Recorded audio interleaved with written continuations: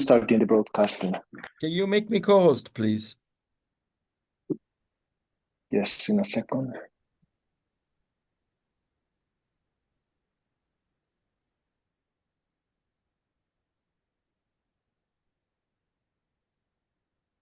Right, so so welcome everybody to VStats. We are very happy to have Agathe Pernoud today, who's presenting how competition shapes information in auctions, which is joint work with Gleyze. We are very grateful to Harry Pai and Juuso Välimäki, who have agreed to be panelists for today's seminar. We do not have a co-author to moderate the chat today, so if anybody in the audience has a burning question, just unmute yourselves and ask, or you can delay it to the discussion at the end of the talk. And let me also announce next week's talk. Next week we have Nemanja Antic, who's presenting selected facts. And finally, as you know, the meeting is recorded and streamed to YouTube. So over to Agathe.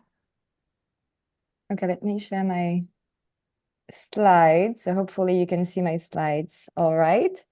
So thank you for coming virtually. So as Julia said, this is joint work with Gleyze. It was my job market paper. I'm actually revising it, so comments and thoughts are more than welcome. And you should feel free to jump in at any time. If you want to ask a question, please unmute yourself, because I'm really bad at keeping track of what's happening on the little videos on the left. So the motivation for this paper is that in many auctions, buyers spend significant time and resources learning about the goods for sale before submitting their bids, so before participating in the auction. And good examples I want you to have in mind throughout the talk are the sales of high-value, complex assets, such as companies, broadband licenses, and procurement contracts, during which interested buyers often go through an involved due diligence process. Of course, participants in such auctions only want to undertake this investment to do the due diligence if they think that they have a decent chance of winning the auction. And so the key idea in this paper is that this gives them an incentive to inquire about the competition they will face in the auction. So to inquire about the valuations of their competitors, so as to assess whether this investment is even worth undertaking.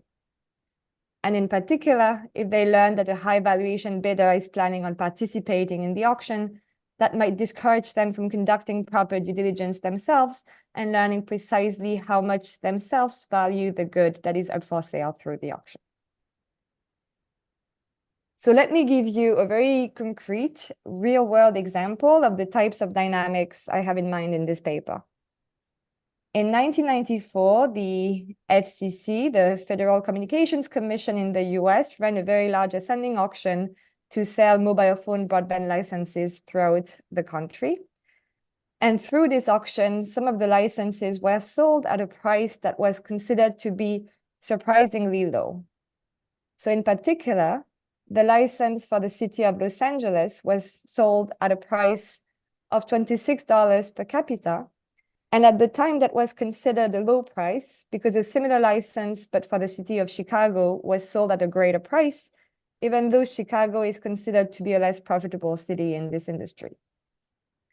So this auction received a lot of attention in the literature. Many economists were actually involved in the design and the bidding. And some of them argue that bidding stopped at such a low price for the LA license because the local landline company in LA, Pactel, was known to be participating in the auction, was presumed to win, which might explain why all the other participants failed to take the auction seriously and they all ended up bidding very close to the reserve price. On the contrary, in Chicago, the local incumbent was actually disqualified from the auction, and all the other participants competed much more aggressively, resulting in a higher price and greater revenue for the government. So this is just an anecdote. There are many things that could be explaining what happened there, and I'm not going to try to oversell my story. The only thing I want you to take away from this example is the idea that the presence of a high valuation bidder in an auction can actually hurt the performance of the auction if it deters other participants from conducting proper due diligence themselves and from learning precisely how much they value the good.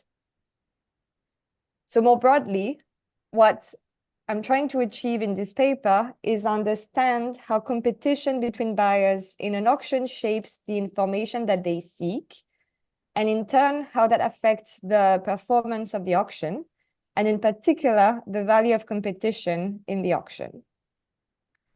So concretely, what I do is I propose a new model of second price auctions. So in the model, we're going to take the auction format to be given, and it's going to be a simple second price auction. And the tweak is that we are going to allow buyers to acquire costly information in a flexible way before submitting their bid, so before entering the auction. So in the model, the valuations of bidders are going to be independently drawn. So this is going to be a setting with independent private values. Julia's valuation for the good is a random variable. Juuso's valuation for the good is another random variable, and both of them are independently drawn. But importantly, buyers do not know their valuations ex-ante. So initially, buyers only know the distribution from which valuations are drawn. Before bidding, they can learn more, and learning is costly. And the key innovation of the model is to give them flexibility as to what to learn about. So more specifically, in the model, buyers are going to be allowed to acquire costly information, not only about their own valuations for the good, but also about the valuations of their competitors if they want to. They don't have to, but we give them this additional flexibility. You can think of a buyer learning about his own value as him doing the due diligence properly. Maybe he's putting together a team to come up with a good business plan of what they would do with that particular broadband license. You can think of a buyer learning about the competition as either learning about the identity of the competitors, is the local incumbent participating, or learning about some of their characteristics, for instance, their technology, or just more broadly as hiring a consulting company to assess the demand for the good that is sold through the auction. So the first result of the paper is trying to characterize what information buyers seek in equilibrium. And what we show is that their learning incentives are going to be very much shaped by the competitive pressure that they impose on each other. So more specifically, what we show is that it cannot be that in equilibrium, buyers just fully learn their own valuations for the good. And this is going to be true even when information costs are arbitrarily small in a well-defined sense.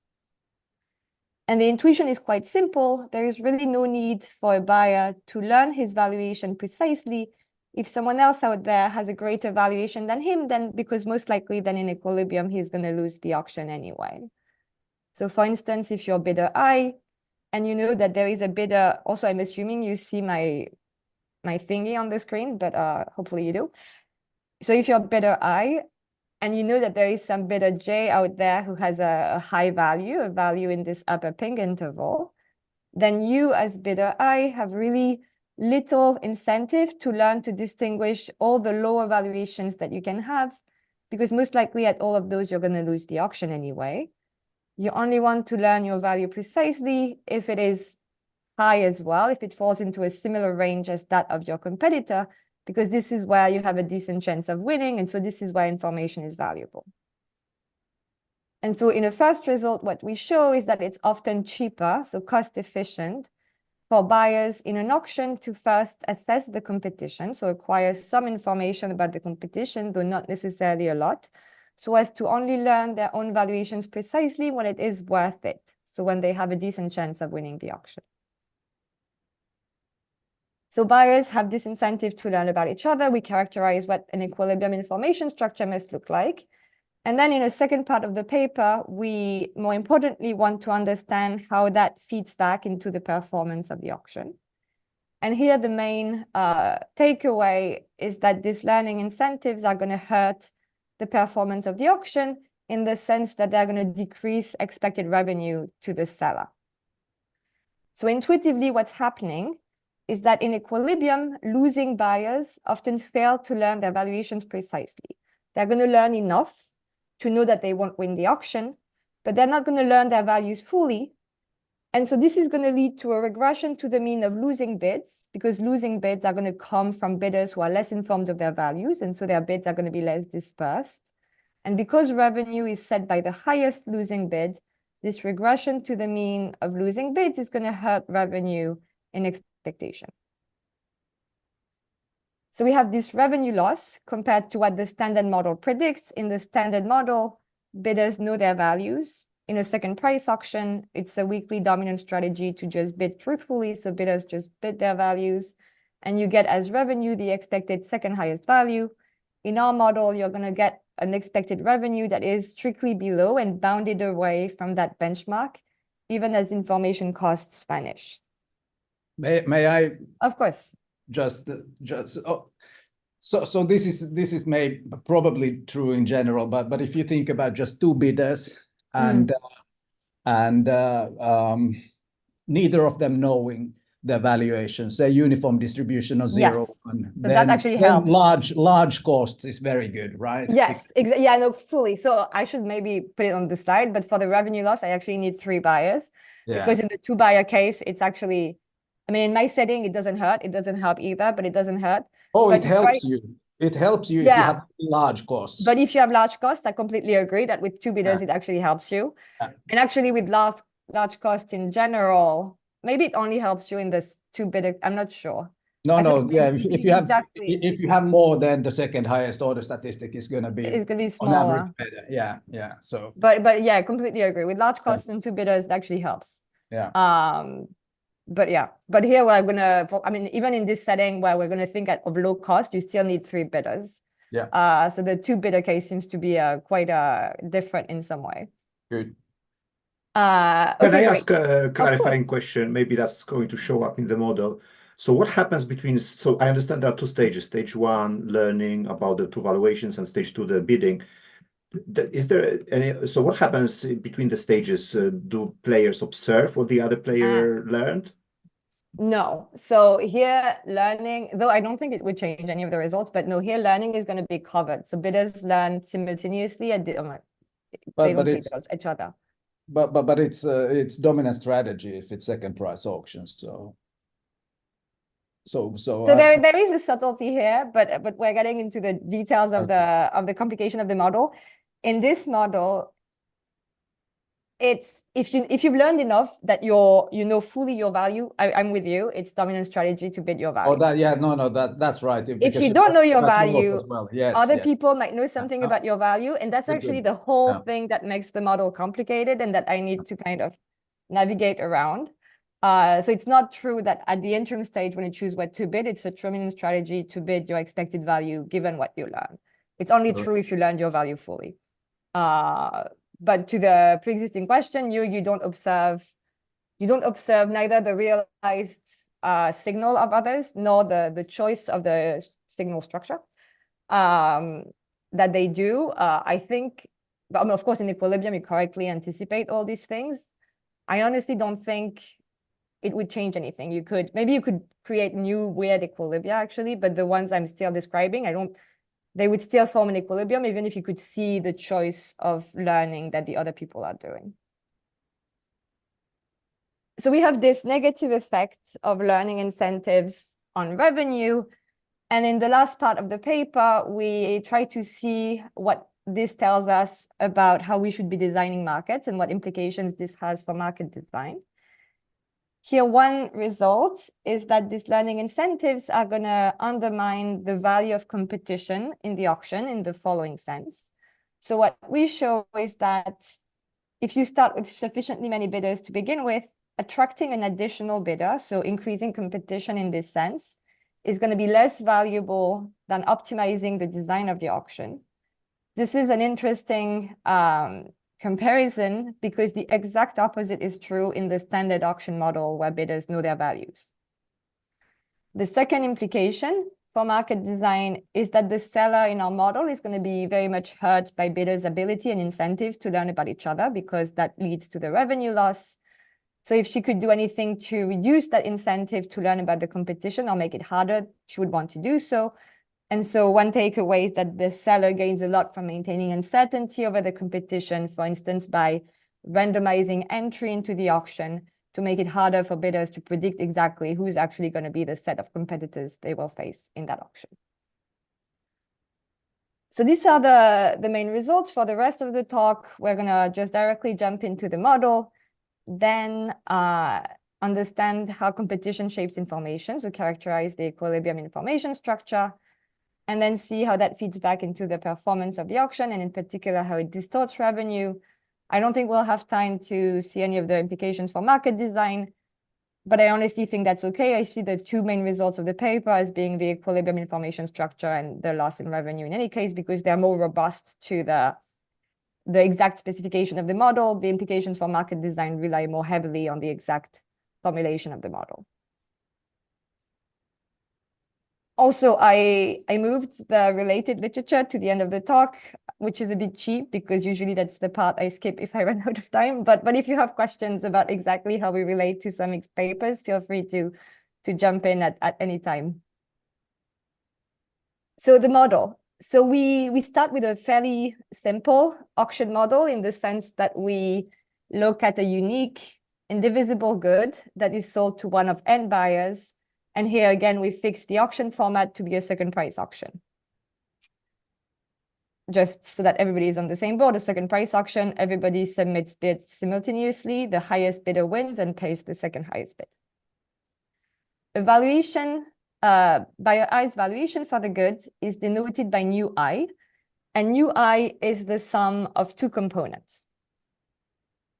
I want you to think of VI as the main component in a buyer's valuation. The V's are drawn from some finite set of possible values, so a grid, and all the learning is going to be about the V's. I want you to think of the U's as just some small noise terms. They're small in the sense that if a buyer has a greater main component than another, then he necessarily has a greater overall valuation. I'm only introducing the U's to break the discreteness of the set of valuations V and handle some technical difficulties. At a high level, you can think of the U's as perturbations a la Asani that are going to prevent a buyer from being able to exactly predict someone else's bid and values in equilibrium. Both of these components are going to be drawn IID across bidders. So again, this is a setting with private values. I don't care about your value per se. I only care about your value because it tells me my likelihood of winning the auction, and so how much I should be learning about my own value. Buyers have quasi-linear utilities. So the utility of a buyer in some state of the world under some bid profile is non-zero only if he wins the auction. So if he is the highest bidder. And in that case, he gets his valuation for the good net of the second highest bid. And you can break ties arbitrarily. Okay, so this is where we deviate a lot from the standard auction model. So here we're going to assume that initially buyers have no private information. This is quite extreme. They don't know anything. They just know the distribution from which valuations are drawn. But what they can do is learn additional information at some cost. And again, here, the innovation of the model is to give them flexibility as to what to learn about. So we're going to model it in the following way. Buyers can acquire two signals. One signal about the competition, so about the valuations of their competitors, and one signal about their own valuations. As I was saying earlier, this is a second price auction. And so if you know your value, or if you've learned all you can about your value in some sense, then information about the competition is useless. You should just bid your value. That's because the second price auction is strategy proof. This is usually why we like second price auctions in the first place. They're quite simple to play. So in this world, the only reason you would want to learn about the competition is because it tells you how useful learning about your own value is.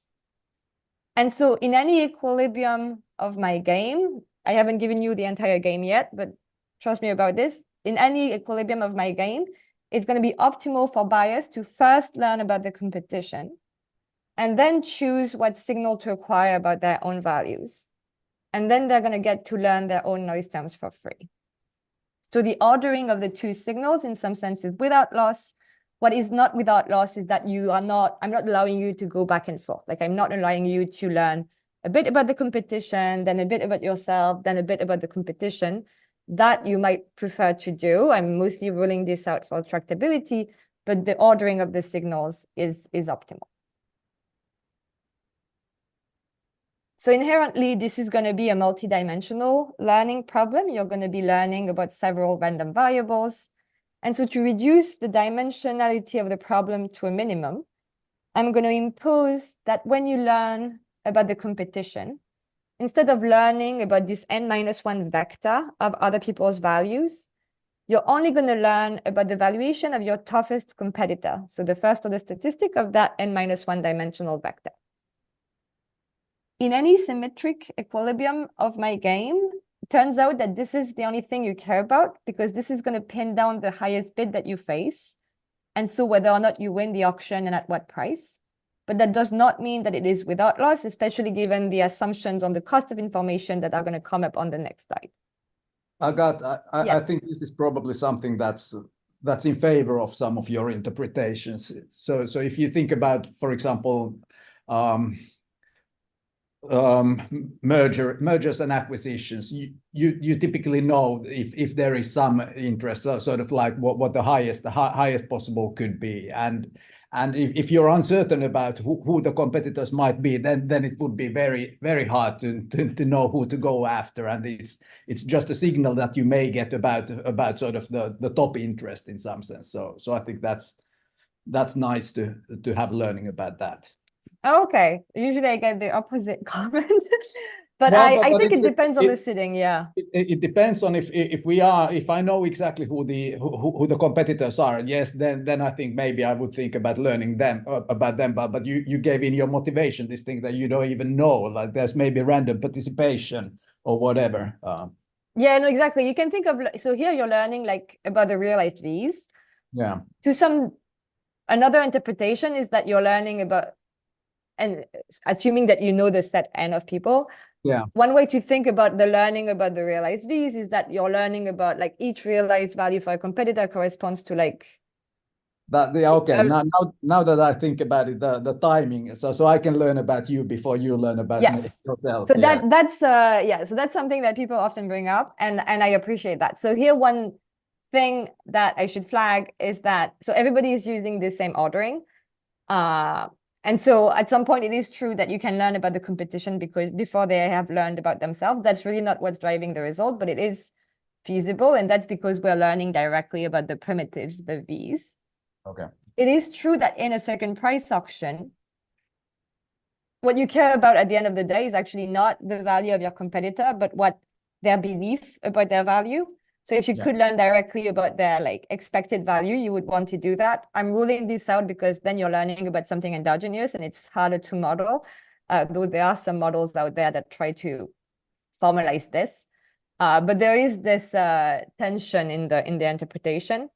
One way to break it, though it makes for a less beautiful model, in my opinion, is to introduce some ex ante private information. So initially you have some private information about your value.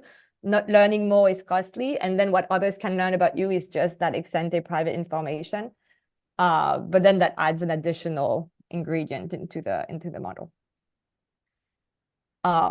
So you can acquire two signals, one about the valuation of your toughest opponent, one about your own value, but I haven't yet told you what a signal is.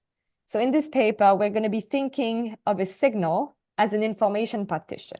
So when you choose a signal about a random variable V, you choose how to partition its set of possible realizations, capital V, and then you fully learn to which element of the partition the value belongs. So note that both the value of your toughest opponent and your own value, they both fall into the same set of possible realizations, capital V. And so what we're choosing are just partitions of that set. And by modeling a signal as an information partition, that gives buyers flexibility on the intensive margin as well. how much information about a given random variable to acquire. So for instance, one thing they could do is choose the partition that bundles all the values together. This is a completely uninformative partition because it only tells you that the value belongs to the set of possible values, capital V. You already knew that. In the context of our model, this is actually going to be free. And so one thing you could do in this model is to just learn nothing about the competition. That is allowed. That is not what people will do in equilibrium, but it is something that is allowed in the model. Something else you could do is learn whether the value is above or below some threshold, or you could learn the value fully. You have flexibility in how you design these partitions. Of course, finer partitions are going to be costlier. And we are going to assume that the cost of a signal scales with how much the signal moves the buyer's beliefs. So informally, the cost of a signal is going to be equal to the expected reduction in some measure of uncertainty in the buyer's beliefs. Formally, there exists a concave function h. H is a function of a belief over either your value or the value of your toughest opponent. H is a measure of uncertainty, so for instance, the entropy. And the cost of a signal, so the cost of a partition, is going to be equal to the uncertainty in your prior belief minus the expected uncertainty in your posterior belief. So if you learn nothing, if you choose that fully bundling partition, then your posterior is equal to your prior, and this is free. If you learn a lot, your posterior is going to be very precise. The uncertainty in your posterior is going to be very low. And so the cost is going to be higher. More generally, a finer partition is always going to be more costly than a coarser partition. Can I ask about this? Of course. So you're sort of doing a Stigler style search on the valuations, that you decide the partition in one go. You might go about it by sequentially, right? Is it yes. top half or bottom half, then conditional on top half? Great. So that should be relatively easy to incorporate in here, that you go through your competitors first and then do on yourself, and you would get something that's similar, I guess. Oh, okay. So many interesting things here. So it's true that here at every step 1 or step 2, you're choosing a one-shot partition. So here you choose one partition about the max of your competitors and then one partition about you, and this is like a one-shot decision. This might or might not be without loss depending on the cost and the h function here. So for instance, suppose, I should really add it to this slide, but suppose this partition was, the left part is the same, but the right-hand part is like fine. You can think of this as a one-shot decision, or you can think of this as what you said. You first acquire this 2-element partition. If you're at the bottom, you stop. And if you're at the top, you keep learning. And that's actually a more intuitive way of thinking about these partitions that look weird anyway. And it turns out that if H is the entropy, this is actually exactly the same cost. So doing this sequential process or doing the one-shot partition are actually leading to the same cost. And that's because we usually think of the entropy function as being this optimal reduced form cost for an optimal sequential learning process. So if you set H to the entropy, the fact that you do one shot in each of these steps is without loss, but for a different H, it might not be. And there is actually a very nice paper by Alex Blodell and Weiji Zhang that characterizes which cost functions are like this, such that it's without loss to look at a static choice. But that's about like each step separately. Another question, which is beyond the scope of this model. I don't get it. If I do it sequentially, that the sort of what I learn is going to be a random variable on partitions. What you learn is going to be a random. Because if I learn it's in the bottom half, I don't do anything more. If it's in the top half, I split that into a half. Completely agree. And what I'm saying is that if you right, so if it's something that adds up on sort of like the number of how many experiments do I have to yes. So it depends on the cost, exactly. So this is in general my beef with the entropy cost, that it's sort of like... No, exactly. So with the entropy cost turns out to be the same. I agree that if the cost is different, for instance, if you have like cost for running each experiment, then for sure it's different. Okay. But yeah, hold you up here. No, it's okay. I'll talk about the other things later because it's unrelated to that paper, but it's there are interesting like information theoretic questions, I think. So here I'm fixing like this two-step process. A question I find, and in this two-step process, it's somewhat direct, that you would want to first learn about the competition and then about yourself. A question that I find interesting is that, okay, if you could actually go back and forth, under what situations would you actually not want to, and just do like full one, learning about one random variable and then about the other? That I don't know, and I think it's an interesting question, but it's a different question. Okay, great. So we have this cost. Sorry, function. can I ask a question here? Because so suppose that you are a uniform on these V's and you decide and fix the cost of learning whether you're in the upper bit or the lower bit. So you're going to choose a symmetric two-element partition. Mm-hmm. Now, suppose that on the other hand, you know for sure that the type of your opponent is either the one just below the median and the one just above the median, and there's probability 0 on everybody else. Okay. So would the cost of learning which of the two your opponent's type is be the same, or would it be different from that of a uniform? It would be different, right? Oh, so you start with different priors between. So essentially, instead of learning, you start with 10 possible states, and you're now learning whether your opponent's type is in the lower bit of these states or the upper bit. Yeah. Start with 2 possible states, and you know whether your opponent is the higher of the 2 or the lower of the 2. Okay.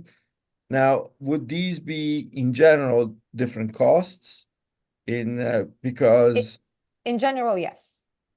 In general, it would be potentially different costs. So here you're not changing the prior is the same. You're changing the set of the number of values, right? That's right. Well, I'm starting with 2 different priors essentially. I'm starting with a prior. So the cost in general, unless you put some like maybe for some specific age it might be different, but in general, no, it might be the same, but no, in general the cost would be different. So you're allowing for any prior ex ante. Well, I'm going to put some condition on the prior that it's not too degenerate, that it's like rich enough. So I'm going to actually rule out the case where you only have 2 possible values. Mm-hmm. But this was just an example, right? So okay, all right. But this is a property of the entropy-based things that it is not prior independent. No, it is not prior independent. Yeah, actually, it's not necessarily just about the entropy, but like any H function here, like the prior fits in. But this sort of uniform posterior. Yeah. I honestly so this is something I'm thinking about as I'm revising the paper. What I really need to characterize my equilibrium information structure and the revenue loss is some convexity in the cost, so that the cost of like a very, very fine partition is significantly costlier than the cost of a somewhat coarse partition. Can I maybe generalize the point I'm trying to get at, which is the following. In terms of learning about the states, I can learn more or less, right? And you're trying to capture a cost. But then there's an issue whether what I learn is relevant from what I'm trying to do, which is decide whether I'm competitive for the auction or not, or how to bid and so on. And those 2 things are not the same. So they are highly related, but they're not exactly the same. So I'm wondering how, so there may be situations where you are facing the same entropy cost, but actually the answer you're going to get is going to be more or less useful to you. Yes. That's what I'm trying to think about. Yes. Yeah, completely. When you choose, the cost is only going to specify like how costly a particular partition is, but a partition could be very useful in a decision problem and very useless in another. And I completely agree with you that this is going to depend on the situation. And actually, if we're talking about learning about yourself, whether or not it's useful is very much going to depend on the realized values of your competitors. So that I'm completely with you on. What I'm gonna, so this is also going to clarify. So you acquire 2 signals, so the cost is going to be additive across the 2 signals, and I'm going to scale the cost of information by a parameter. And in the analysis, I'm going to be thinking of this parameter as going to 0, so very small. So in that world, information costs vanish. And so in that world, given what you were saying, a given partition might be more or less valuable in different scenarios, but when information costs are very small, in any case, what is sure is that you're going to choose an information partition that guarantees that in the limit, you make no mistake. So that kind of simplifies the analysis because I can rule out the possibility that in the limit, you're going to do something that is leading you to make some mistakes in the bidding stage. So it simplifies the second part of your statement that you want to gear the partition that you choose to the particular problem at hand. So the overall cost that someone incurs is the cost of the signal that they choose about the competition, plus the cost of the signal that they choose about their own values. I'm taking expectation here because, again, you can condition what you learn about yourself on what you learned about the competition. Actually, you can randomize. So here, there should be an overall expectation. And I'm scaling the entire cost by this parameter lambda. You can think of this lambda small limit as high-stake auctions where the value of the goods is much higher than the cost of information. Again, that does not mean that learning incentives will have no bite. They will very much affect equilibrium behavior and revenue in expectation. Something that you haven't complained about, but you can, is that I'm using the same cost function for the two signals. And that might or might not be realistic depending on the setting. Maybe in some settings, it's costlier to learn about the competition, and I'm okay with this to some degree. So you could scale the two cost functions by different parameters, as long as the two parameters are not too different. So it's not too much costlier to learn about the competition, then the results would go through. But of course, if you make it impossible or arbitrarily costly to learn about the competition, then bidders wouldn't do it. And then you would go back to more standard auction models. The rest of the model is more standard. So after having acquired information, buyers choose a bid. So a bid is going to be a function of their information set, so everything they've learned so far. A Nash equilibrium is defined in the standard way as a strategy profile that maximizes everyone's overall expected utility net of information costs, given that others follow the equilibrium strategy. And here I'm actually going to add some refinements on the concept of Nash equilibrium. So I'm going to focus on symmetric equilibria that satisfy a trembling hand-like refinement. So why am I doing this? In second price auctions, it is well known that there are always many equilibria, and in particular, many asymmetric, unappealing equilibria in which one bidder bids very high and everybody else bids zero, and you get zero revenue. This is still an equilibrium in this world, an equilibrium where no one actually learns anything. So I'm rolling this out. And here, since all the buyers are ex ante symmetric, it seems somewhat natural as a start to focus on symmetric equilibrium. Though it does mean it's not because the equilibrium is symmetric that endogenously, because bidders learn about each other, it might be that once they arrive into the auction and start bidding, there are actually asymmetries across bidders at this interim stage, even in a symmetric equilibrium. Okay, so we were talking about the key assumptions, in particular on the prior. So this is the last model slide, and then I'm going to move into the analysis. So I'm going to flag two key assumptions. The first one is on the cost of information. So as I said before, I need the cost to be sufficiently convex in some sense. And so what gives me this in this setting is to impose that the measure of uncertainty H be sufficiently concave. So if H is the entropy, this is fine. If it's not the entropy, I need it to be strongly concave and sufficiently so. Economically, what this gives me is that the cost of a signal is sufficiently convex in how fine the partition is. If you prefer to have a much simpler cost in your head instead, you could think of the cost of a partition as being just a function of the number of elements in the partition. If that cost is sufficiently convex in the number of elements, the results would go through, at least the revenue loss and the first two theorems. I need more structure on the cost of information for the implications for market design. The second Can I key, ask question about this cost again? Maybe that's a stupid question. Does it have to be a partition, right? So the cost function that you've got, it's just comparing prior with a posterior. Yeah. No, the partition is me imposing it. It doesn't, the cost in general. So this type of costs, there's like a big literature on like what are good information costs. I'm not going to take a stance on this, but they apply to signals in general. Partitions are very specific types of signals because they're very deterministic. Here but the same cost could handle more general signals, as you're suggesting, for sure.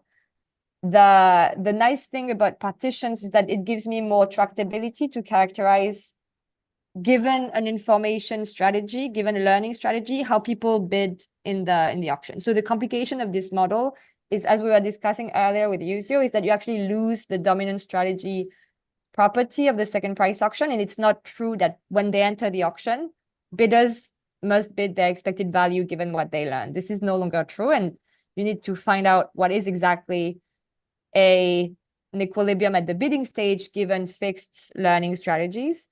And if you have noisy signals, this becomes quite messy and, to me, intractable. This is something I've actually been trying to relax, because partitions are very extreme types of signals. And so I want to see how robust the results are. So right now, what I'm thinking of doing is imposing a behavioral assumption. So I'm imposing that when you bid your expected value given what you learn, and then allowing more flexible signals. And then I can keep the same cost, because as you said, this cost is only a function of posteriors and priors. It's not a function of, it doesn't require partitions. But that's work in progress. Yeah, thanks. So the other assumption is on the prior. I need the prior to be sufficiently uncertain. Basically, I need to rule out that the prior puts almost all the weight on one or two possible values. I need some richness in the prior distribution. Okay, so let's dig into the analysis. So first, we want to understand what information buyers seek in equilibrium. And as I told you in the introduction, the first result is to show that it can't be that bidders just converge to fully learning their values. So formally, there exists no sequence of equilibria indexed by lambda. Lambda again captures the size of information costs, such that as information costs vanish, bidders converge to fully learning their values. So the probability that they choose a partition about their own value that fully reveals their value goes to 1. Intuitively, it's going to be cost efficient for bidders to acquire some information about the competition instead of fully learning their values all the time. And just so that we have the right benchmark in mind, if bidders didn't have this flexibility as to what to learn about, so if they could only learn about their own values, then for sufficiently small information costs, they would just fully learn their values and you would converge back to the standard auction model. It's precisely because you have this richness, this flexibility as to what to learn about, that we don't get this convergence to the standard model as information costs vanish. But let me give you an idea of the proof. So by contradiction, suppose that there exists such a sequence of equilibria in which, for lambda small enough, almost always buyers fully learn their values. That is something that is allowed in the context of our model. Doing so has some costs. So for instance, if you have 8 equally likely possible valuations ex ante, and you set H to be the entropy, then this costs 2.1. Let me give you an alternative strategy. Suppose that instead you learn whether your toughest opponent has a value above or below some arbitrary threshold. As Francesco was suggesting, we can take it to be near the median, for instance. If you learn that all your opponents are below the threshold, suppose that you choose the following partition about yourself. You're going to learn your value fully if you're also below the threshold, but you're going to bundle all the higher values together. Most likely here, you're going to win anyway if other people learn their values fully. Similarly, if you learn that someone has a value above the threshold, you're going to learn your value fully if you're also above the threshold, but bundle all the values together if you're below, because most likely here you're going to lose, because again, we're starting from the assumption that all your competitors are most likely going to learn their values anyway. Doing this is cheaper. So if you have, again, 8 equally likely possible valuations, doing this conditioning, and I think n is equal to 3 in this case, or 2, costs 1.73. So it is cheaper, and the proof I show that it cannot lead to a cost at the bidding stage. So you can't be making mistakes at the bidding stage by doing this learning strategy, and so it has to be a strictly profitable deviation. Hopefully, this also highlights why the key assumptions I flagged are important. The first one was the convexity assumption on the costs, because if you do that, you do learn something about the competition that pushes your information costs up, but it's a fairly coarse partition. It's this just 2-element partition. And even such a coarse partition about the competition can allow you to save on a lot of information cost about yourself, because instead of choosing that very fine partition all the time, you can do this big bundling. And so hopefully you can see that if the cost is sufficiently convex, that would be cost efficient. The assumption on the prior, it's quite direct that if you only have 1 or 2 possible values, you can't do this. So this is really why I needed to roll out that extreme case where you put very little weight on all but 2 possible values. Okay, great. So bidders have this incentive to learn about each other. Sorry. Yeah, of course. But I very quickly ask a question. Oh, yeah. Unless I'm misunderstanding, this also seems to very critically depend on the fact that qualitatively learning about the opponent and myself seem to have the same cost.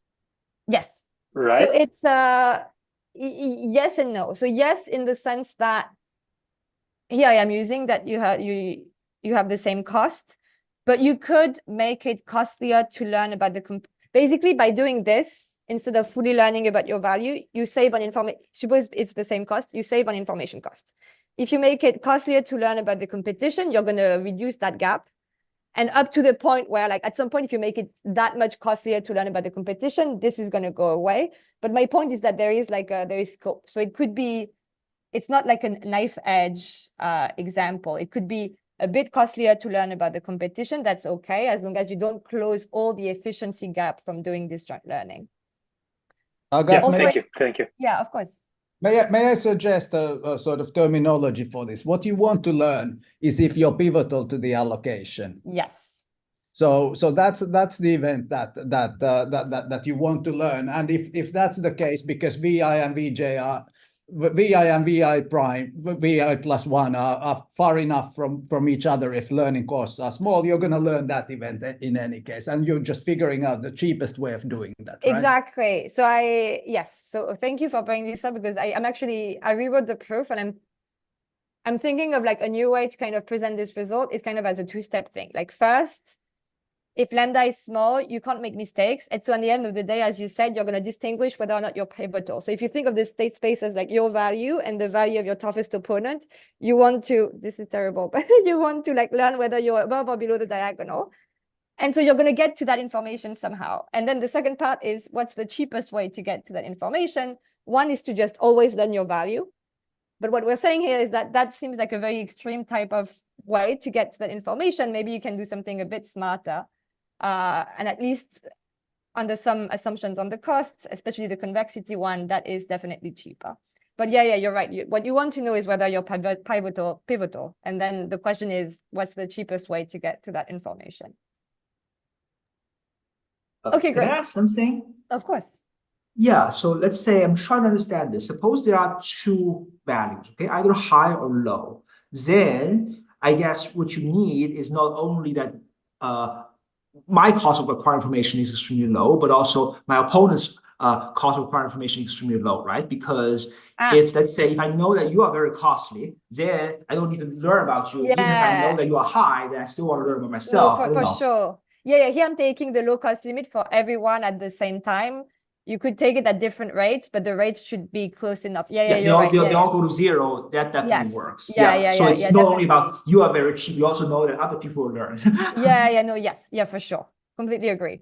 Or like alternatively, like the other person knows his value. And so it's a second price auction, he's going to bid your value, and then think of this as a decision problem. But otherwise, agreed, you need everybody to go at the same rate.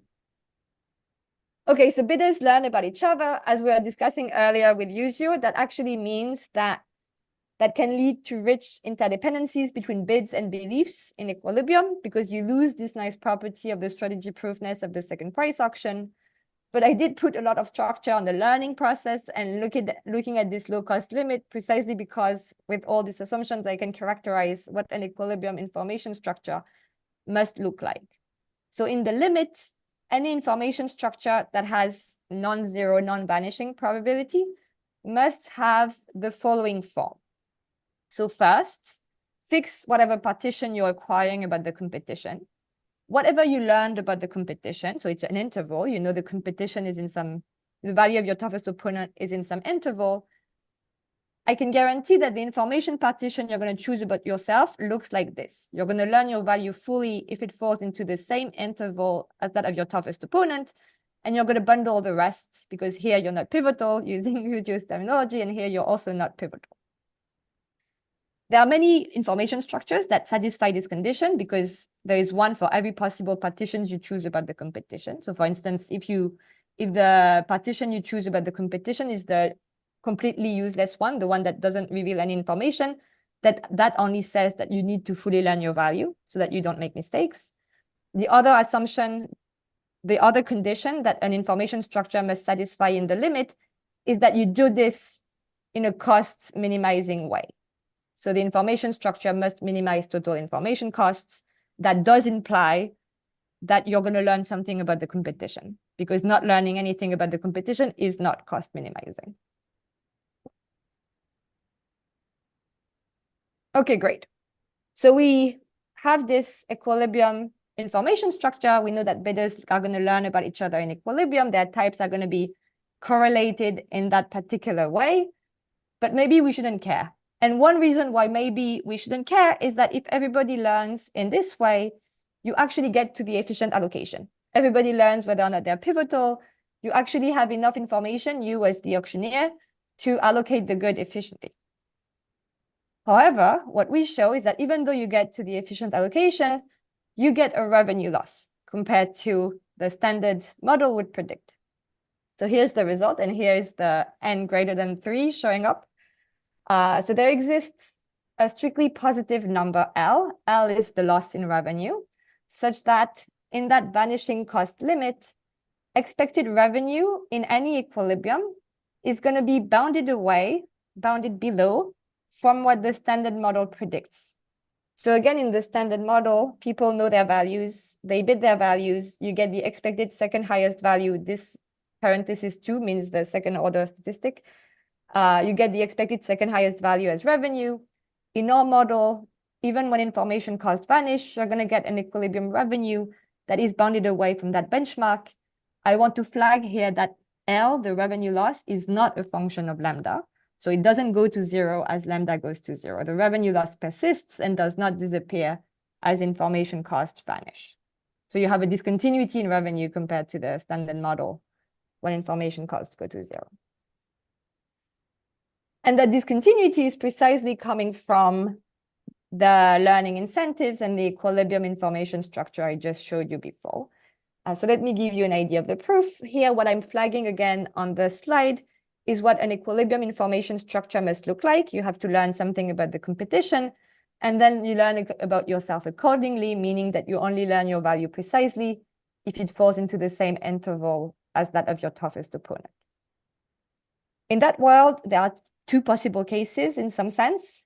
First, it could be that the highest valuation bidder and the second highest valuation bidder have values close to each other, for instance, both into that same interval. In that case, they are both going to learn they face someone strong. They are both going to learn that they're strong themselves and learn their values fully, and they're going to beat their values, and you're going to get the second highest value as revenue. So same as in the standard model. Things go wrong in the other case, when the highest valuation bidder and the second highest valuation bidder have values further apart. So for instance, the highest valuation bidder is here, and all the other bidders are below V hat. In that case, all the losing buyers are going to learn someone crazy exists out there, for instance, Pactel. They're not going to learn their values fully because they're going to know they have no chance of winning. They're just going to learn that they're below V hat. In equilibrium, they're still going to beat their expected value given their information set, so they're going to beat somewhere in the middle here. And that's the revenue you're going to get. In the standard model, all these guys in that lower interval, they would know their values, they would bid their values, and so you would have losing bids all over that interval. And revenue would be set by the highest losing bid. Instead of getting the expectation, you would get the highest of these losing bids. And so as soon as you have at least 2 losing bids, so 3 bids in total, this lower dispersion among the losing bids is going to hurt revenue in expectation. The losing bids are less dispersed, revenue is set by the highest losing bid, and so lower dispersion hurts revenue in expectation. Okay, great. So this is the second main result of the paper. And then what we do is we try to understand what implications this has for auction design. So we have this negative effect of learning incentives on revenue. What can we say about market design? So the first intuitive takeaway of this revenue loss is that it is as if uninformed bidders, when they lose, do not compete that aggressively in equilibrium. They don't impose that much competitive pressure, which suggests that maybe the value of competition is not as large as in the standard model. And we have a way to formalize this. So what we show is that if you start with sufficiently many buyers to begin with, then again, in this small cost limit, attracting an additional buyer to your auction is going to be less valuable than optimizing the design of your auction, and in particular, than optimizing the reserve price, so the minimum allowed bid. As I was saying in the introduction, this is an interesting comparison because the exact opposite is true in the standard model. So in the model where bidders know their values ex ante, it has been shown by Jeremy Bulow and Paul Klemperer that attracting an additional buyer is always better in terms of revenue than optimizing the design of your auction. And this is usually interpreted as really highlighting the value of competition compared to careful market design. In this setting, competition is not that helpful. And so a carefully chosen reserve price is actually much more useful. There is another implication for market design, which we formalize in the paper, is that the seller benefits a lot from randomizing entry. So if you can add noise to the bids in some sense, so sometimes you get disqualified, you can think of it that way, then that makes it harder for bidders to, even if I know you have a high value, that doesn't necessarily mean you're going to win against me. And so this type of randomization can actually encourage bidders to learn more about their values, and that helps revenue as well. Okay, great. In the few minutes that remain, let me briefly discuss the related literature. So first, we actually build on a previous paper in which we show that this incentive to learn about the competition, this is not specific to the second price auction. This is actually going to arise under most auction formats of interests. And so it cannot be designed away by the seller. It cannot be that the auctioneer can choose a very sophisticated auction format that is going to kill this incentive to learn about the competition. And this has two implications. As we are discussing, it does mean that buyers no longer have a dominant strategy. And so you cannot find an auction format that's going to be simple in that sense for the participants. And I don't want to say more importantly, but second, it does mean that if bidders learn about each other in equilibrium, their beliefs when they enter the auction, so their types, are going to be interdependent. And so we lose endogenously that nice standard assumption of independent private types. In this new paper I just presented, it shows that this breakage, the fact that the IP independent private types assumption breaks leads to a revenue loss. So it breaks in a particularly adverse way to the auctioneer. There is a large literature on learning, entry, and investment costs in auctions, which is too large to summarize succinctly.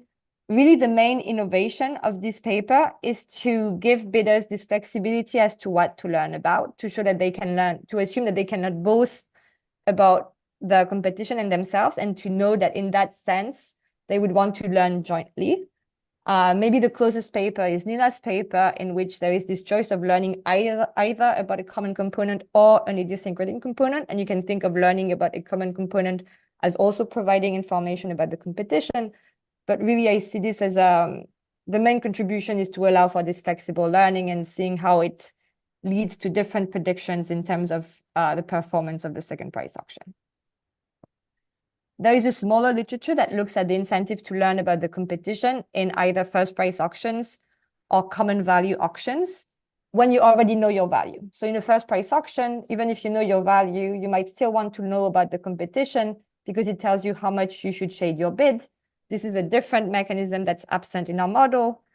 In a common value auction, even if you know your own signal about the good, you want to learn about the other people's signal to reduce the winner's curse. Again, this is another mechanism that's absent in our model. And this is actually why we focus on second price auction and APV values, because the only reason we can really isolate this deterrence effect of competition on learning incentives. The only reason you want to learn about the competition is because it tells you how much to learn about yourself.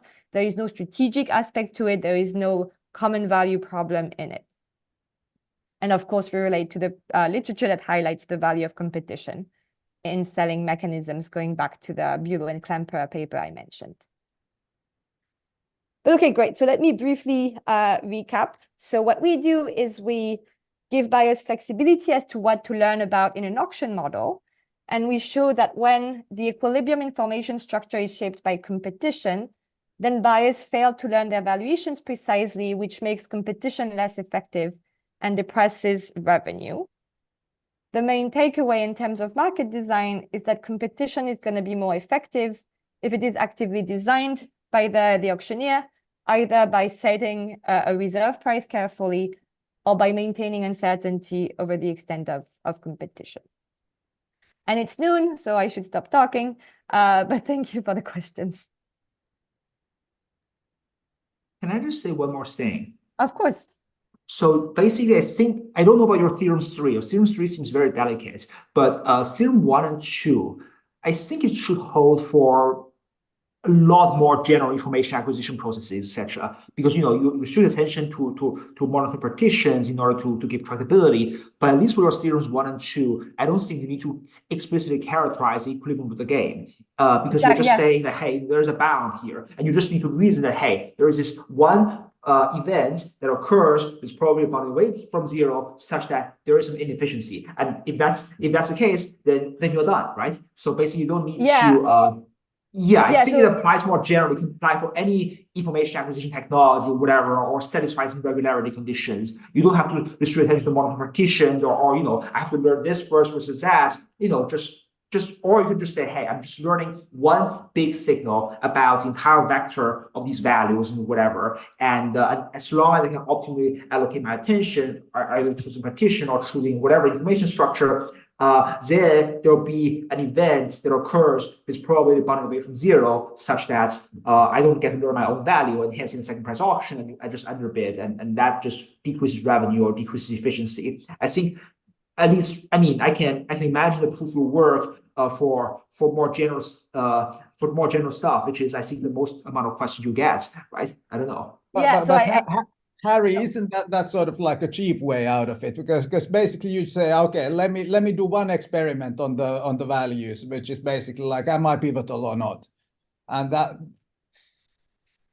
you still need to kind of know. So what I find hard, I'm with you, like, if it's on the entire vector of me, everybody else, so I like the monotone partitions, because that's something I can relate to sort of threshold tests at all points.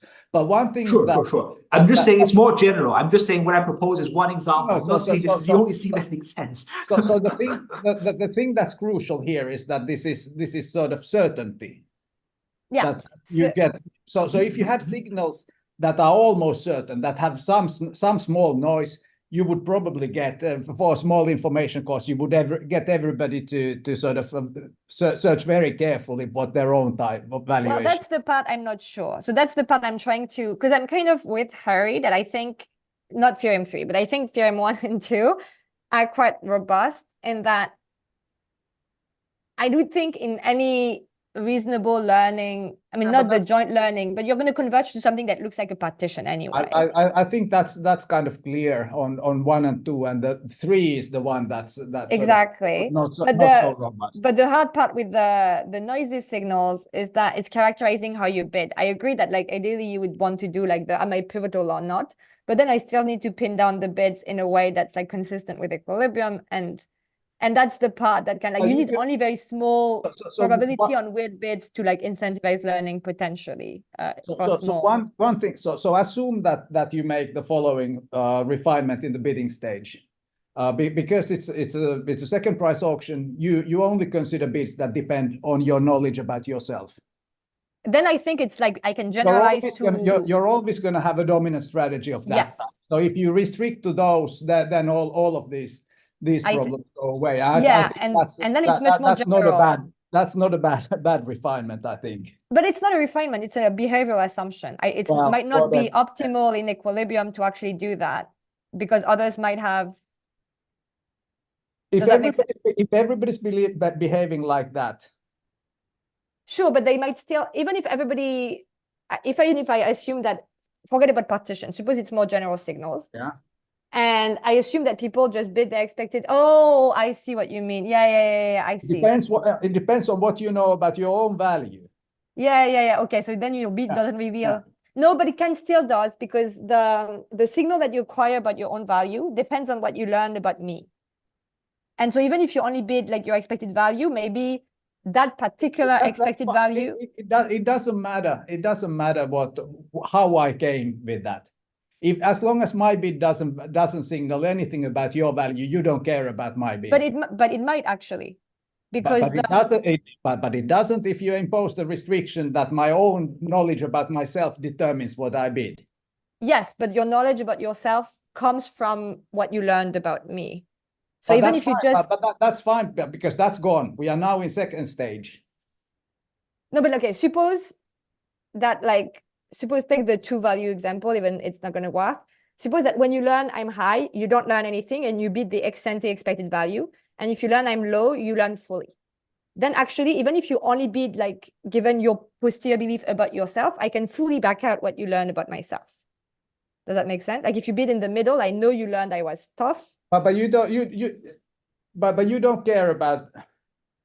Does that make sense?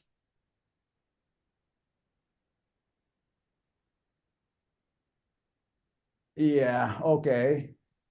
So even if you only bid about your own expected value, given the signal you choose about you depends on what you learn about me, I can still learn something about me through your bid, unless they have the same support. In that case, fine. But right.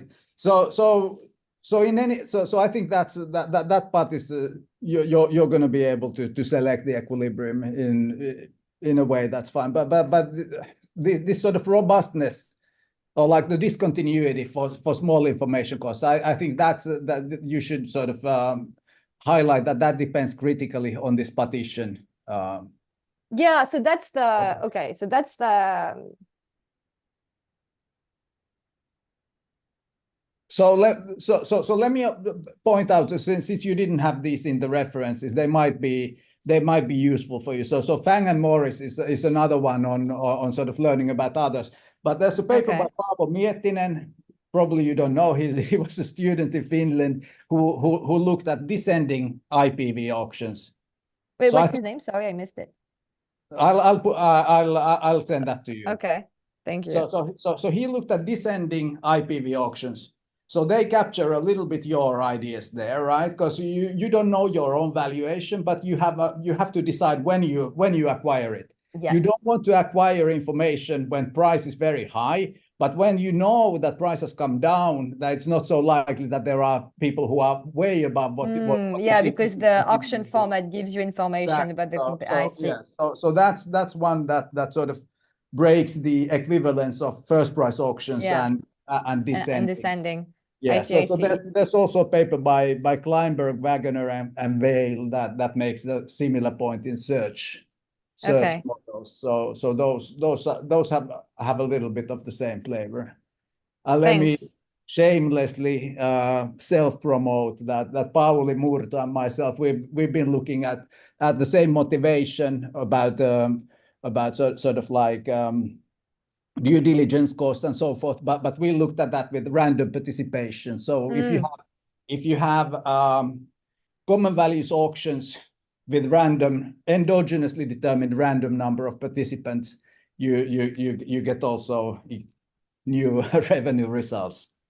Okay, cool. So that's just kind of like related to the grand theme of like thinking about we are thinking in particular about like why is it so hard to get people to participate in procurement auctions. So that's another other angle of looking at it. Okay, thanks. That's helpful. Thank you.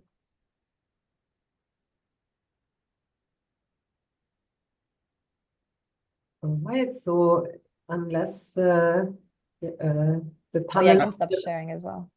Anything else to add? Yeah, also the rest of the audience. Can I ask? Can I? It's kind of a confused question, but I I'm gonna try to explain what I'm trying to understand.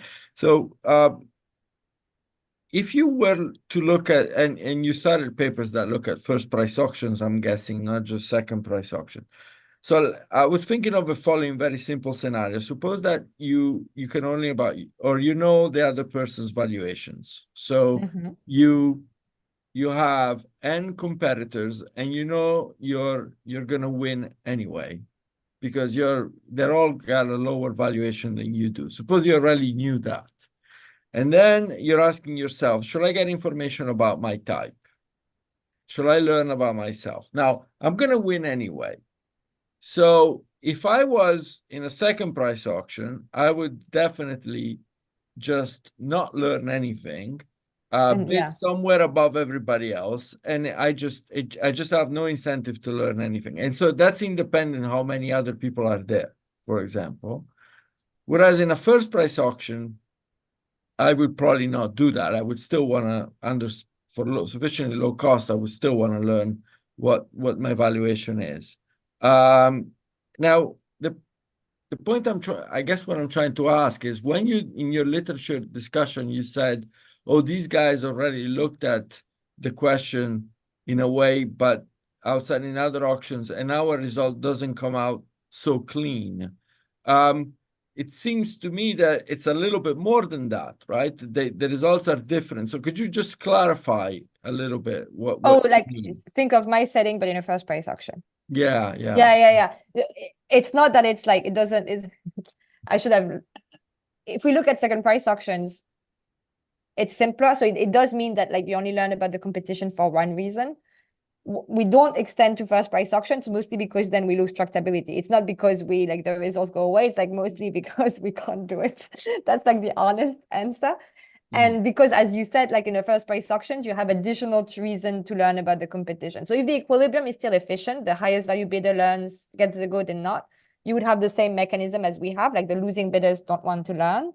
But you also have that additional mechanism that you as the winner, you want to learn about the competition to know how much you can shade your bid. And I've got no idea how in equilibrium they would integrate, and I don't know how to characterize equilibrium behavior. But I completely agree with your intuition that even if you know you have the highest value, that does not mean that you have no incentive to learn your value in a first price. So does that mean that the result, which is, I guess, the interesting result, which more competition hurts revenue, which is your result, could actually not apply to different auction formats? You don't know, basically. That's your the result that you get lower revenue, I don't know. I don't know if that would still apply in a first price auction. My prior is that first you're going to lose the revenue equivalence theorem. So I don't see why you would get the same revenue in the first price than the second price. It could be higher, it could be lower, honestly. No, but that's a different issue, because I think the more interesting question is whether competition helps or not, right? Okay, so I want to clarify that here competition doesn't hurt in the increasing N still in general increases revenue. It just doesn't increase revenue as much as usually. So it doesn't hurt in that. It's most like subtle. No, but then you have an optimal mechanism versus the auction, right? You also have that question. Yes. Right. And that so was it's like the Buell and Kemperer that gets reversed, right? But you lose independence of type, so you have the MacLean-Kremer type. Exactly. So like if you do fully optimal mechanism here anywhere, you would like use but then I would just impose exposed rationality, exposed participation constraints. I would kill Kremer and MacLean. You see what I mean? But we have no idea what the class of implementable things are, no matter what you impose, because we can do all sorts of things. Okay. So that's why we don't do it. So I would just stick with the optimal auction with the reservation price. Does that, just in that limited world, just an optimal reserve price? Yeah. So there, I honestly don't know.